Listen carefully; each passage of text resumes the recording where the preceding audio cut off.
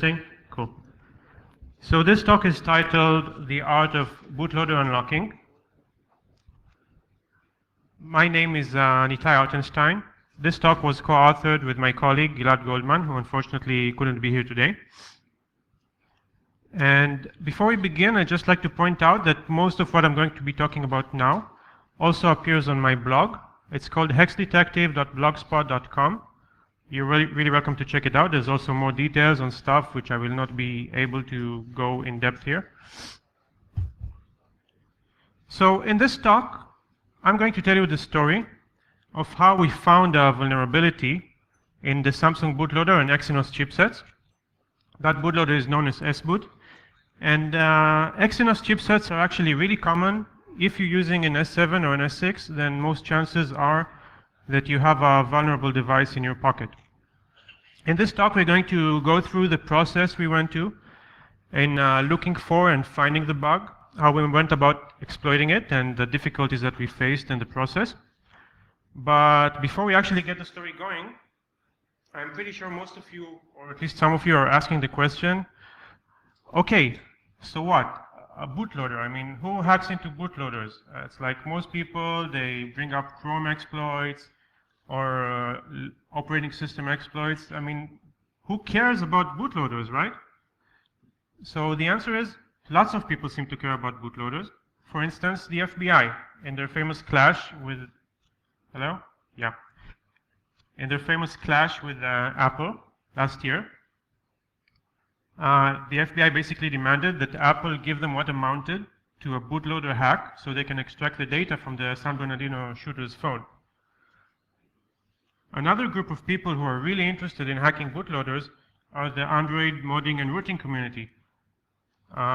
Those people you see on XDA forums, people such as Chainfire giving you products such as SuperSoup, which you can use to root your phone and get maximum features out of it.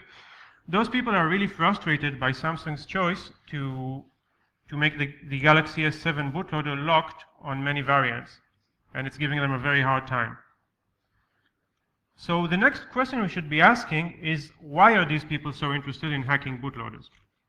And to understand why, we should go a little bit into modern operating system security and why it's become so hard to break these days. So any attacker trying to gain control of an operating system has to go through a wide range of mitigations and protections that have been put in place in recent years.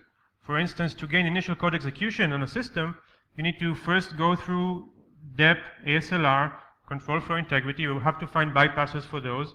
Even after you got initial code execution, you still have to contend with access control mechanisms such as SE-Linux on Linux, which makes sure that any process that you control is actually quite limited, and you need a further privilege escalation to do anything significant. After you've bypassed that protection, you still have system image checks like DMVerity, where they do a hash check of the system image, meaning you cannot replace it even after you've gained root. And finally, even after you've bypassed all these protections, you still have data encryption, meaning that the user's data is still encrypted at rest. You cannot access it unless you get the special keys from Trust Zone, which is another totally different task. So we see it's become a really hard task to break into a modern operating system. And the next question we should be asking is, yeah, the operating system is really well protected these days. It's a hard target. But how is it initialized? Who's loading it into memory? Who's taking it from disk and putting it and starts running it?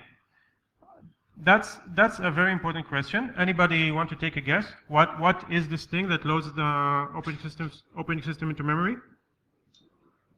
Exactly, the bootloader. And this is where we start to see why bootloaders are important. Because let's take a case in which you manage to somehow exploit the bootloader, turn it into your own evil bootloader. Well, in that case, nothing is really preventing you from turning this well-protected OS into your own evil OS with no mitigations whatsoever. Now, of course, Samsung are aware of this danger, and they've taken steps to protect against that. They've taken actually two main measures. One is that every new device, every modern device, comes with a special public key embedded into the hardware. That key is known as the Samsung Secure Boot Key, the SSBK. And its private counterpart is used to sign all firmware images that you're getting via the different update mechanisms. The second measure they're using to protect against this attack is that the initial bootloader is actually in ROM. It's in hardware, you cannot change it, there's no way to modify it, and that bootloader is hard-coded to check the signature of anything that is trying to load, and that firmware has to be signed by Samsung. We will now go a bit more into depth and into Samsung's secure boot process, and then we'll try to think together if we try to break this process and take control over the kernel. Can you see my pointer, by the way? You can't really see it, huh? Anyway, if you want to take over the kernel, what is it? What will be the best point to attack? We can consult together and decide. So let's look at the process. We have the boot ROM, which is the piece of code running in ROM that's unmodifiable. When the system boots, it gives control to the boot ROM. The boot ROM then reads from disk two separate components and loads them into memory. It loads two separate processes. But before it loads them, it verifies the SSBK, as we've just discussed.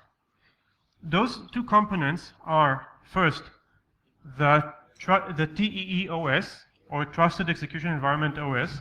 This is a trust zone component that runs in trust zone. We are not going to cover trust zone in this talk, except for one last slide at the end.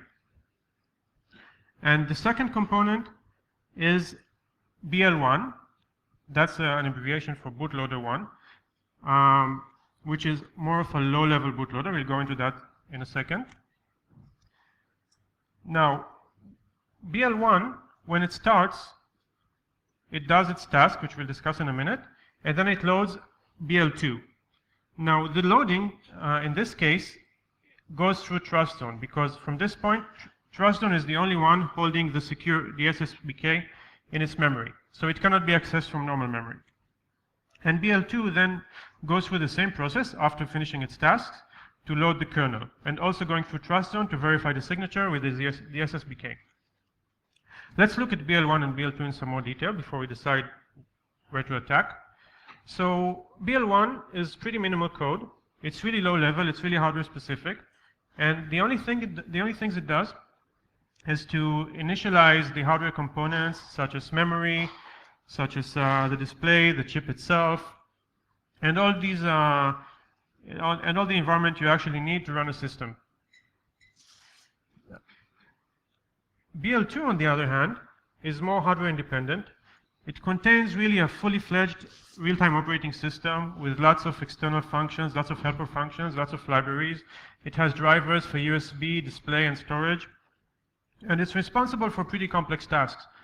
One of them is, of course, loading the kernel, which is pretty complicated, actually initializing it, putting it into memory. And another one is flashing new firmware, in the case that you need to do a firmware update. So let me just open this for discussion. Which one of these would you go for attacking when you look for a bug? Anybody want to answer? BL2. Why?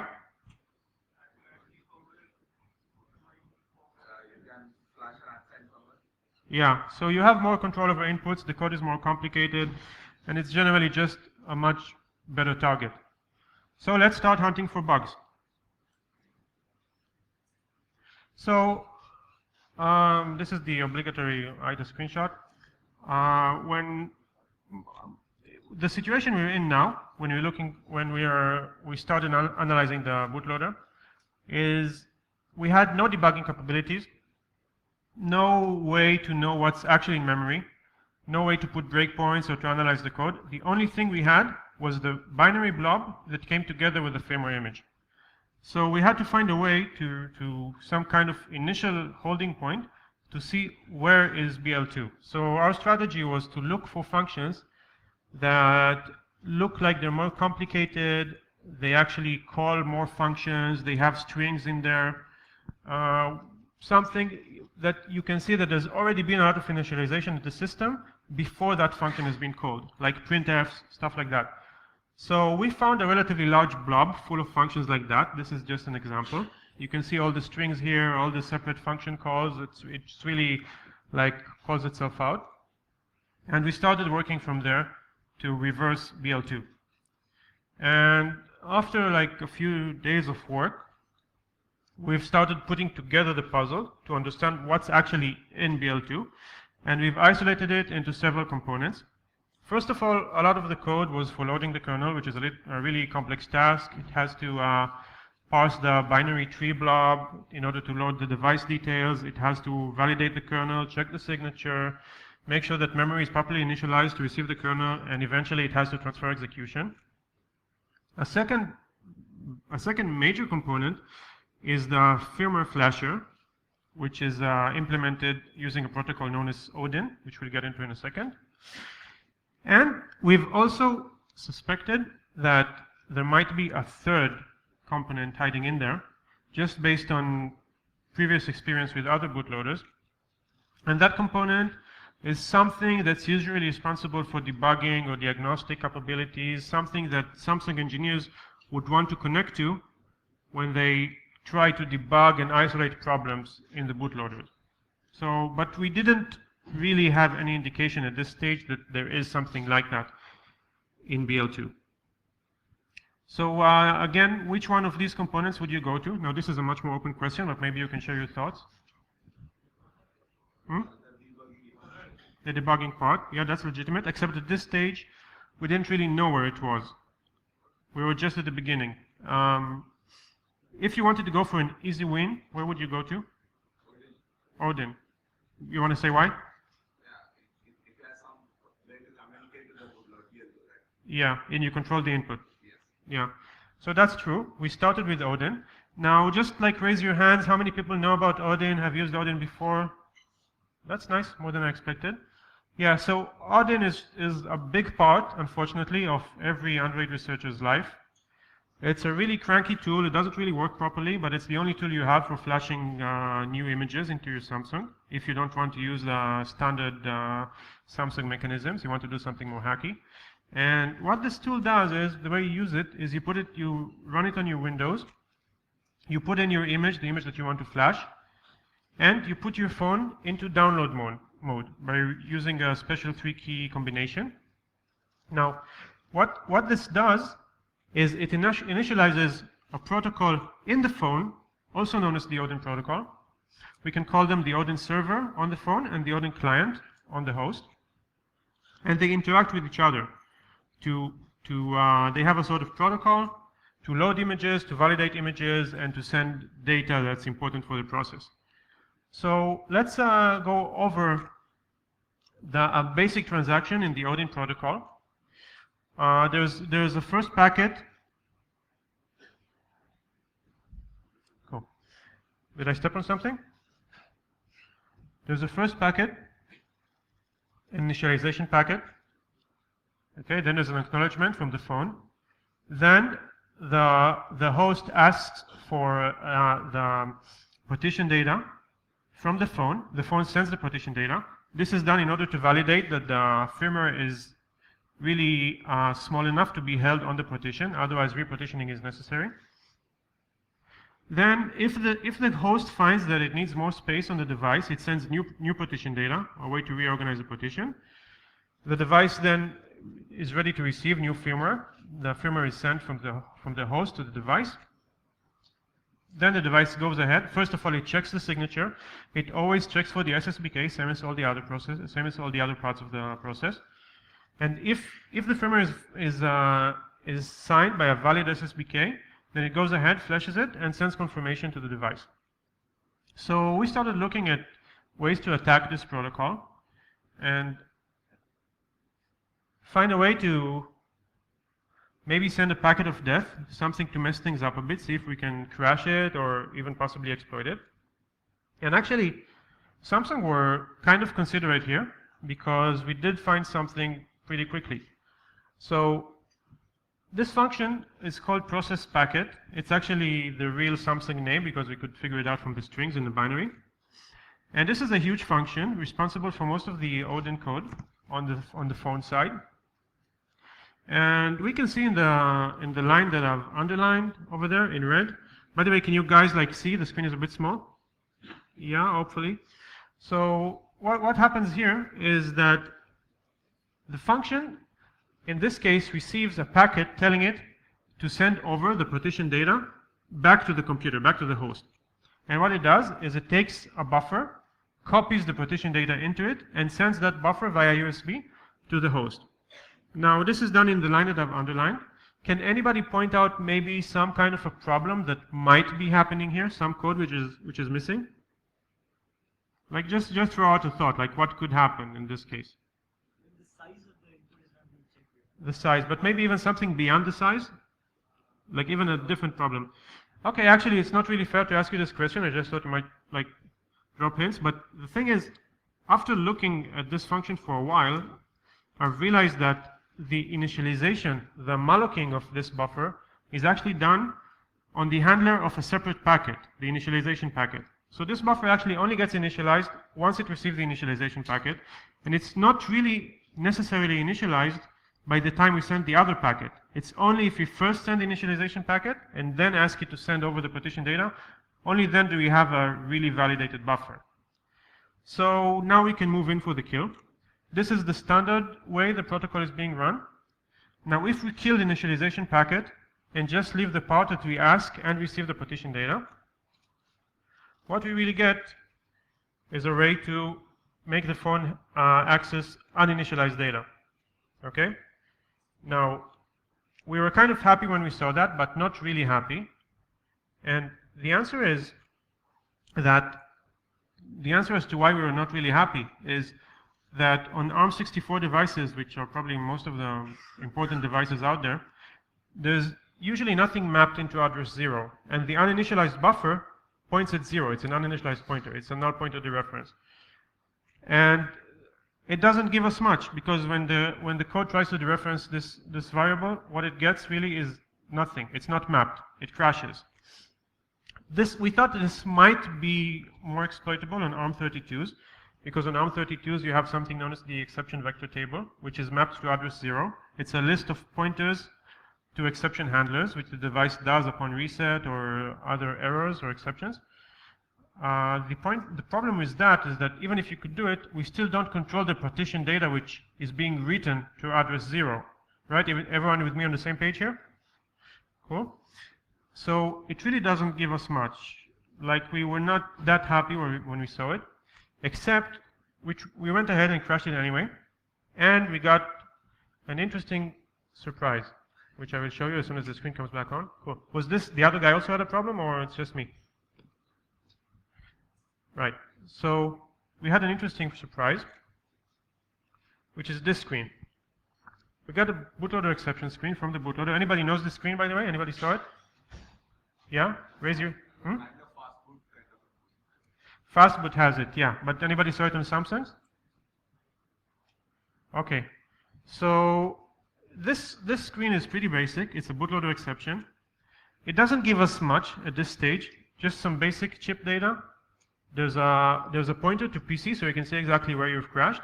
You can see your stack pointer, and you can see your LR, which is the next return address. I mean, the function that called you. So, guys, are we okay? Like, is this being sorted out?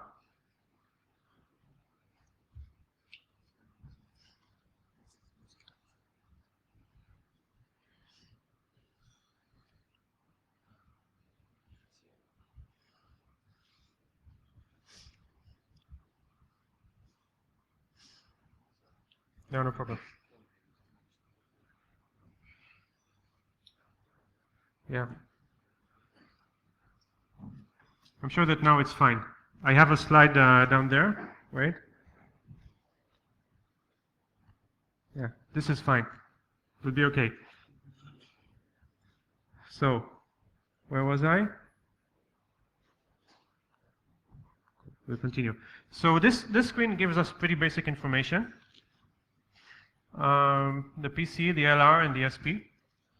But when we started, we followed the strings like bootloader exception. We wanted to see where this code is being run. And we found out something really interesting. There's been like rumors in the XDA community. People know what XDA is. XDA is like this really big forum for Android hackers where people share this information about internals, how to hack phones, root phones, all this kind of stuff that's usually undocumented. And you know, there's this kind of myth going around about something known as upload mode. It's like a mystery mode. Nobody really knows what it is. Like, you sometimes get it on really bad kernel panics. Nobody really knows what's causing it. When is it coming up? They just see like a logo upload mode when you get the mode. And what we found out when reversing the binary is that the bootloader exception actually goes into this mysterious upload mode as soon as it gets an exception. So we started to you know, be curious about this protocol and look into it. And we found out that this is some kind of a data transfer protocol. We looked at the strings, we looked at kind of like reconstructed the way the protocol works. What really happens, it's a pretty basic protocol. The fuzzy strings, like with the lower and the uppercase letters, are in the original packets. That's the way the packets are constructed. You send a preamble packet, the device sends you an ACK. You send the device a hex address, the device sends you a hack, and then you send it the command data exfer.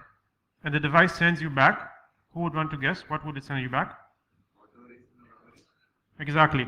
So this hex address that you're sending is nothing except a memory address. And it's basically a tool to dump the memory. Which, here it is. This was our first breakthrough. You can actually get a full memory dump from the device. You no longer have to guess. You no longer have to guess what's happening there. You no longer have to, you know, use just static analysis to understand what's happening on the device, and you're no longer tied to the binary blob. You can actually know what's happening in memory right now. And this will be really useful when we try to exploit bugs in the future, because that way you can see what's on the stack, you can see what's the state of memory, you can see what the bootloader is doing at the exact moment, and we'll see that this capability will come very handy quite soon. However, at the current time, we still didn't have a bug, so we had to continue looking. So for now, we kind of figured out that we'll leave Odin for now. We felt that we lacked more debugging capabilities. We wanted to be able to do some dynamic debugging. You know, it really helps you understand the code when you don't rely just 100% on static debugging. And the memory dumping capabilities we have don't really give us a means to actively debug the bootloader. So we kind of started searching for any debugging code that they might have left on the device, on the bootloader. We've seen it happen in other bootloaders that we've attacked. And you know, something that I often do when I reverse binaries is I just cruise around, I explore. I just go through IDA, I move around the code, I try to get a feel of what's going on. I look for interesting strings, I look for code which looks a bit funny, you know, just like a captain in the sea, you cruise around and you look for something interesting, you look for treasure. And this was kind of like a treasure I found. I don't know if you can see it from here, but there's a lot of it's a lot of string pointers which look like really indicative to some kind of terminal. You can see there's a command help, a command log. You can see the usage of these commands, strings which show you the usage. We have a special boot command, a special save environment command. It looked really interesting, and it seemed like some kind of an indication that we might in fact have some kind of debugging or diagnostic terminal in place in the bootloader, and we wanted to check it out. So we started reading around in XDA a lot and also other resources, and we started putting together a picture where many people reported that they have seen hints that there are debugging terminals on Samsung, but it was not exactly clear how to get them. Some guy on XDA got them, but last time was 2012, and the assumption was that this terminal has been closed by now. This is 2017. People figured out that Samsung would probably put an end to this eventually. And the most helpful research on this topic was done by Michael Osman and Kyle Osborne. Michael Osman lectured here 2 years ago, I think. This was 2013 in Black Hat, and their talk is titled "Multiplexed Wired Attack Surfaces." And what they found out is that different from a normal USB system on a normal phone, where the USB connector goes directly to the USB controller, on Samsung phones, at least on Samsung phones, there's something different going on. In between the USB connector and the USB controller, there is something called a multiplexer IC. I see you guys are nodding, some of you know the feature. So this thing has a special way to know whether the plug is meant for connecting to a different mode or to the normal USB mode. For instance, this is used to access USB on the go mode.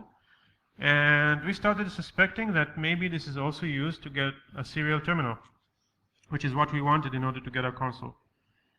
Now, the way that, according to Osman's research, the way that this is done, what you have here is a standard micro USB plug. And you see it has 5 pins: the VCC, data plus, data minus, ground, and ID. Now, when you want to tell the multiplexer that you want to get a non-standard interface, not the normal USB controller, what you do is you short the ID and the ground pins together with a resistor, with some kind of a resistor. And according to the resistance level that you put between those 2 pins, that's how the multiplexer knows what you want to get. Now, this is a mystery interface. It's not documented. It's not public. And what researchers did in the past was just play with resistance, put in variable resistors to try and get the kind of to see the kind of interfaces that you would get. And again, there was no report except from 2012 about anybody succeeding in getting the interface, like the fully working interface. Now, our next point, anybody, by the way, anybody has questions up to now? Like, just you're all okay? You're all like, yeah? Hmm?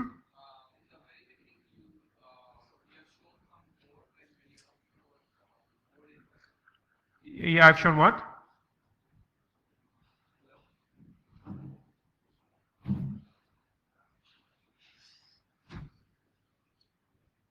So, in the beginning, when you were talking about it, you started showing some code snippet, and you asked audience on if you can find something on.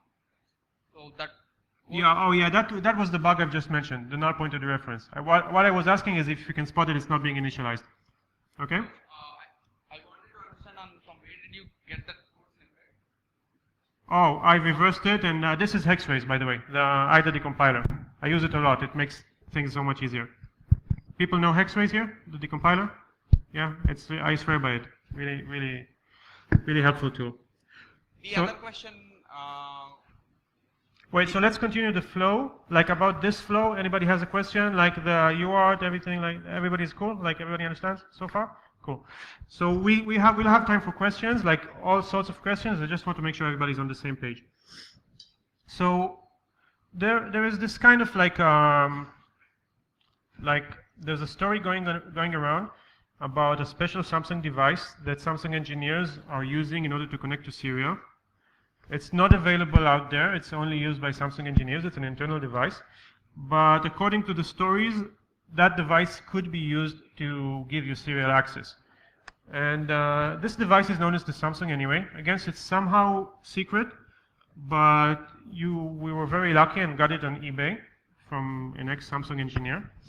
Samsung Labs used to have this device. What happened is that when you put in a device for maintenance or for repairs, they used to connect a special serial cable and try to use the console to get some output about what might be wrong with the device. It's a very clumsy device. We've opened it up. We've tried to understand what it does. And what we realized is it really does nothing more than set variable resistance levels on between the ID pin and the ground pin, which is what we mentioned earlier. And the interface is extremely clumsy. Like you have to play with all these buttons, and there's a knob here that you have to move, and like a dial. I think it's easily the most clumsy interface I've ever seen. I think basically, not to be offensive, Samsung are not that good with user interfaces. We have Odin on one hand, which is really clumsy, and we have this. So they certainly don't make life easier for people in their labs. So we've played with this anyway, with Samsung anyway. We've tried pushing the button, setting variable resistance levels, and we just didn't get a terminal. We're not sure. Maybe the resistance levels are outdated. Maybe they're not valid on their devices. So what we did is we went ahead. We built our own jig. We put a variable resistor. I don't know. Yeah, you can see it here. There's a variable resistor on the jig on the left side. like you can see that thing sticking out, that's a variable resistor. He tried playing with it, basically setting the resistance to variable levels from 500 to 700. And eventually we found out that if you set it to 619, something happens on the device. You're starting to get some kind of output. And we played around with it. We had to reverse the code to understand exactly what kind of input is it expecting before it gives you the terminal.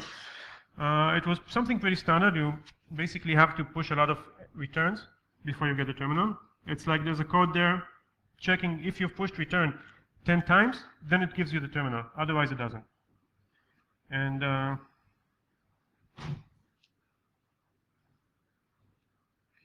so eventually, this was another breakthrough for us. We actually got a terminal. You can see that it packs a lot of interesting commands, like booting a kernel, like reading storage, like reading the environment variables, and lots of stuff like that. Let me just show you a movie about how we did it. Now, this is not Bollywood, and my name is not Amir Khan. My production values are not very high. It's I just shot this in my room with a phone camera. So excuse me for the low quality, but just so you can get a feel.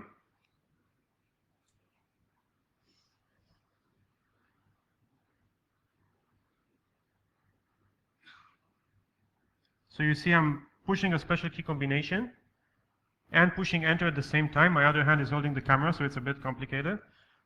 And you see I'm getting all the logs from the bootloader.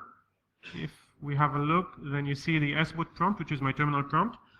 I'm pushing in help, and I'm getting a list of commands. Wait, but that's just like the beginning. It's not like this is not an exploit. it's just a terminal, guys. You can relax. Although it was pretty nice when we got it.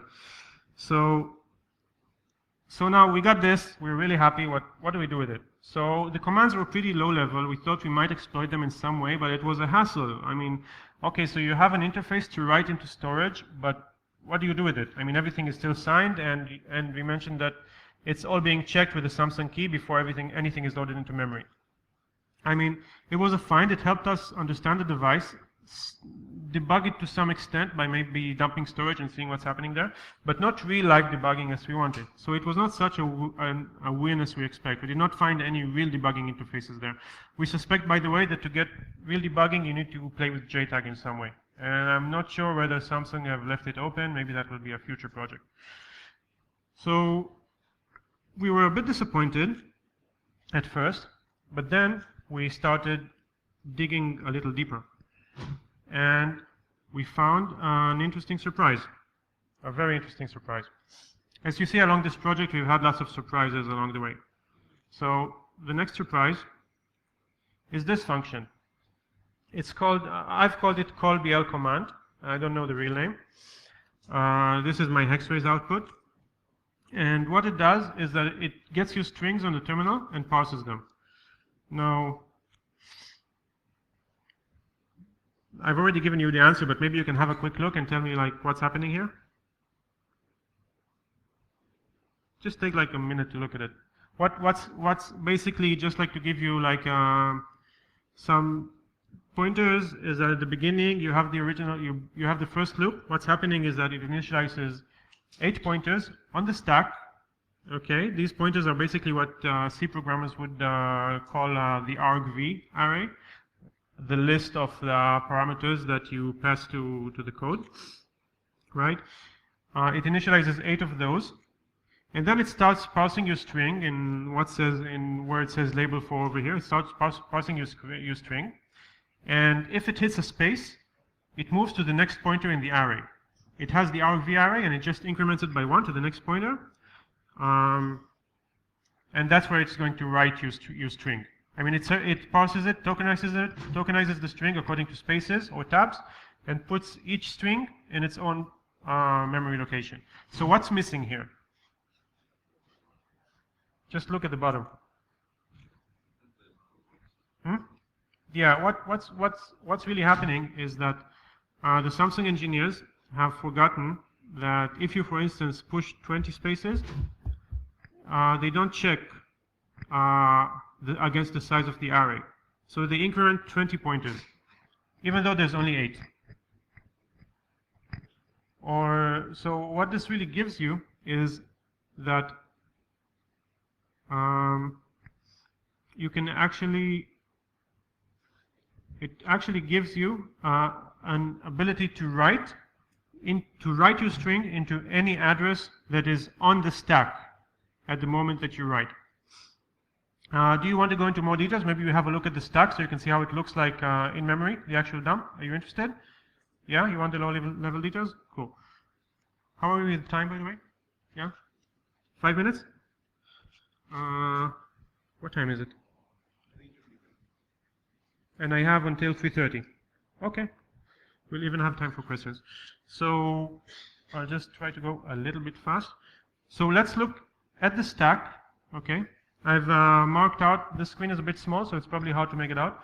But this is the way the stack looked. By the way, this is where you see why our earlier breakthrough with upload mode was useful, because we could actually get a stack dump and see what's happening during the time of the crash. So what we see here is interesting. So you see the upper part, which is emphasized in yellow. That's the argv array on the stack. It's 8 pointers, 8 bytes each, because we are on 64-bit. After that array, you can see the return pointer address, the return address on the right in the middle. And then, do you see over here, see AA, BB, CC? Yeah, so that's my own string. And this is an attacker-controlled string, basically. You can put anything you want to do in there. You want to put in there. They don't even check for null bytes. You can put null bytes in your string. They only check for enters and spaces. So, and let's have a look at a diagram of the stack, so it becomes a bit clearer. So at first we have the argv array. Okay, that's 8 pointers. Then we have the return pointer, which points back at the address that we've been called from. And we have our attacker control string. Now remember that one of the nice things about attacking embedded systems is that there's absolutely no mitigations. No dep, no SLR, no stack cookies, and you can write to executable memory, like for fun. You can just do it. Yeah, it's really cute. I really enjoy working on embedded. It's like you find a bug, and then after 5 minutes you have a working exploit. So what would you do? Like, you have no mitigations whatsoever. What would you do? Just like, yeah. So that was my immediate thought. So yeah, we overwrite the return pointer. And then when we get called at the return address, you just, you don't really overwrite the return pointer. What you overwrite is the instructions at the function. Yeah, it's taking an address on the stack, dereferencing it, and writing into that address. So,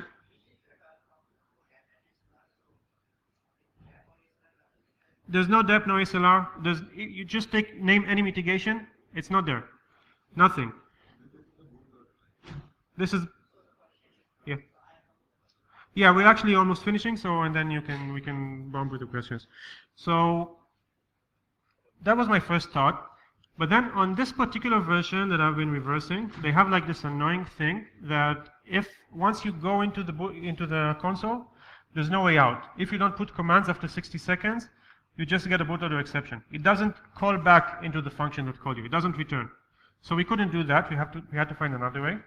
And this is where things got really fun. Okay, so let's look at the stack again. So we have the argv array, we have the return pointers, and we have the user control string.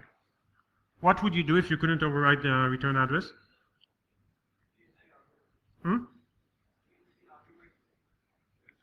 Yeah, that's what would you change it into?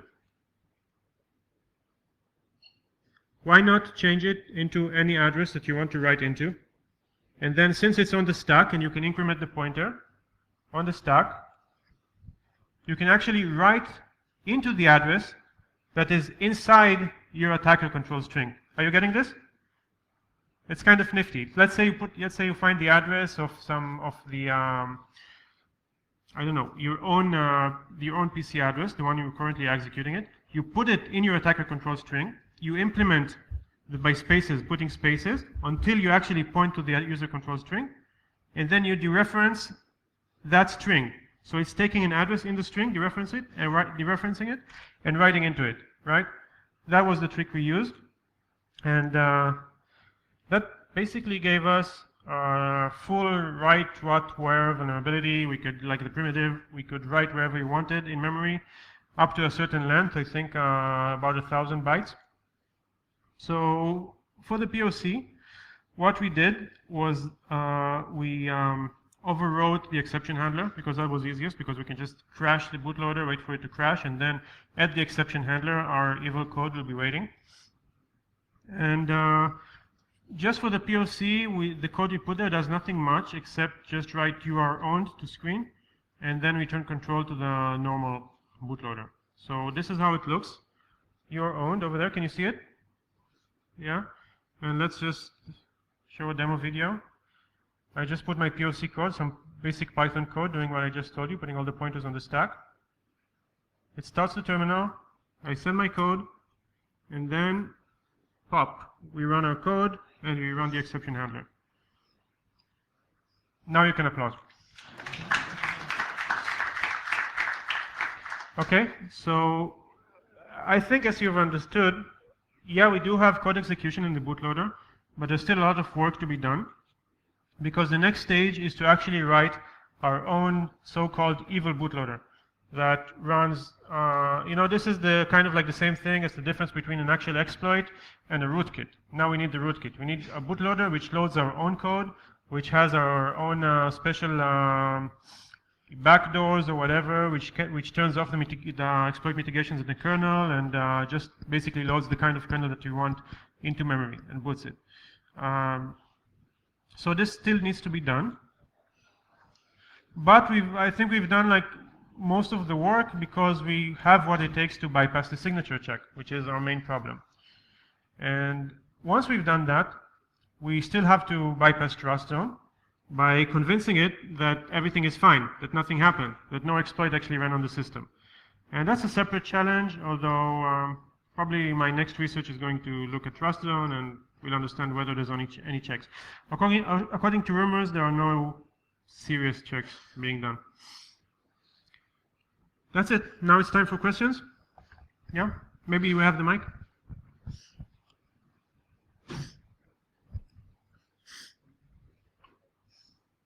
So the USB interface would just be, it would be very abstracted from the hardware that you're accessing. So how would that manifest itself versus directly using a JTAG onto the board? You're saying when I use the JTAG, the USB will not be initialized and so forth, No, right? what I'm saying is when you use the JTAG, you're still getting to the same point eventually. USB is just a much more abstracted connection to the same point. Yeah. What I'm thinking, I'm not an expert. My colleague Gilad was more the hardware guy, but as far as I understand, JTAG exposes a different interface. Now, I'm not sure where it is being exposed, because I didn't see indications in the Sboot code itself about where they might be handling JTAG. Maybe it's been compiled out. Maybe it's hiding in some secret place and I didn't find it. I'm not sure. If any of you guys have a tip, you're welcome to come tell it to me after the talk. I'm just suspecting that the JTAG interface is different, and it does give us debugging capabilities. But again, I don't know. I'm just speculating, because that's the way we've seen it on other bootloaders. Thanks. Any other questions?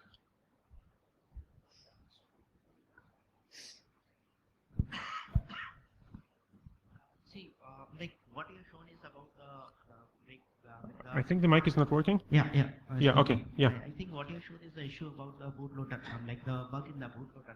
But I don't know is the Samsung is customizing the bootloader or making the bootloader, because if I buy a chip for a mobile, I'll get a bootloader from the manufacturer, and that bootloader they give all the options of signing it, planting. During when I put in the manufacturing plant, I can sign it, okay, and that key, unlike the MD5 hashing, will be already there in that particular chip, okay.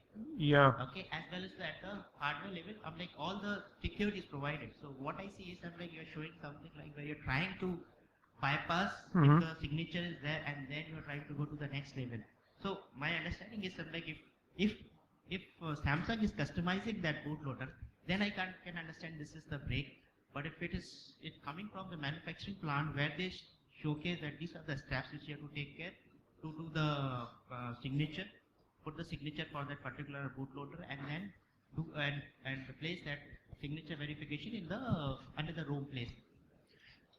Okay, I'm not sure I got the question completely. Maybe we can just like, you can come to me after the talk and we discuss it. Yeah, sure. Okay. If your question mentioned like the kind of mitigations in place, then we're talking about Exynos chips. It's this way on all Exynos chips, meaning most S6 and S7 devices. Qualcomm's have a different system. I don't know if that was your question, but if it was different, just come to me afterwards and I'll answer. There are two questions. What will happen after once the boot is finished, once the operating system starts over? Yeah. Whether the terminal is still alive or the terminal dies? If we still arrive at the terminal, The serial terminal which you got from the Samsung mobile. yeah, Once your Android boots up, yeah. the serial terminal is still alive or the serial terminal will not be alive? The serial, no, once you run code, what you'll probably do is you'll overwrite the whole of the bootloader, you'll put in your own bootloader in place, and you'll be loading your own kernel, your own system image, you'll be doing everything yourself. There'll be no signature check. I just want to know what will be happening in the current scenario. As you said, you are taken the serial output from your from the Samsung mobile. Uh-huh. See, this is what you have showed is only with respect to bootloader. Once the system boots, Yeah, oh, you're asking what kind of output are you getting Yeah, then? exactly. So this thing can be used to get output from the kernel. Suppose you want to get the output of, the kernel logs and all that. This can even be used to debug the kernel. But you need to compile the kernel with a special option. Okay, you need to have the source code. And once you have it, with your own source code, you can use it to debug the kernel. You can use, I've been using KGDB to debug Samsungs with that. Okay? it doesn't give any default Android output, like Android operating system kernel output by default. By default, Samsung have turned it off on the kernels. Yeah, you need to compile it.